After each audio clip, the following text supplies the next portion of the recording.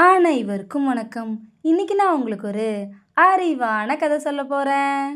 ஒரு பெரிய கழுகு ஒன்று ஒரு மலையடிவாரத்தில் உள்ள ஒரு மரத்தில் வசிச்சு வந்துச்சாம். அந்த மலையடிவாரத்தில் இருக்க புல்வெளிக்கு ஆடுகள் எல்லாம் மேய வருமா, கூடவே குட்டி ஆடுகளும் வருமா.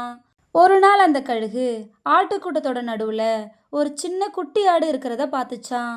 உடனே அந்த கழுகு பறந்து வந்து அந்த ஆட்டுக்குட்டிய தூக்கிட்டு போச்சான். ஆடு மேய்க்கிறவன் எவ்வளவோ முயற்சி பண்ணியும் அந்த ஆட்டுக்குட்டிய கழுகு கிட்ட இருந்து காப்பாற்ற முடியலையாம். அந்த கழுகும் அந்த ஆட்டுக்குட்டிய கொன்று சாப்பிட்டுடுச்சான்.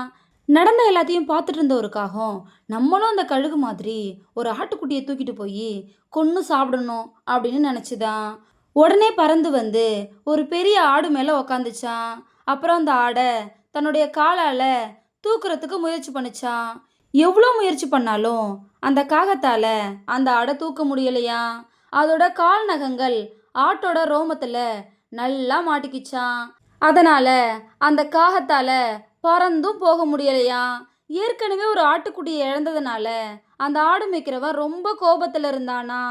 ஆடு மேலே காகம் இருக்கிறத பார்த்ததும் ஓடி வந்து அந்த காகத்தை அடித்து கொன்னானா. இதோட அந்த கதை முடிஞ்சிருச்சு. மற்றவங்க பண்ணுறாங்களேன்னு சில விஷயங்களை நம்மளும் யோசிக்காமல் பண்ணால் இப்படி தான் நடக்கும். அதை தான் இந்த கதை நமக்கு சொல்லுது. இந்த கதை உங்கள் எல்லாருக்கும் பிடிச்சிருக்கும் நம்புகிறேன். இன்னொரு அழகான கதையில் நாளைக்கு சந்திப்போம். நன்றி.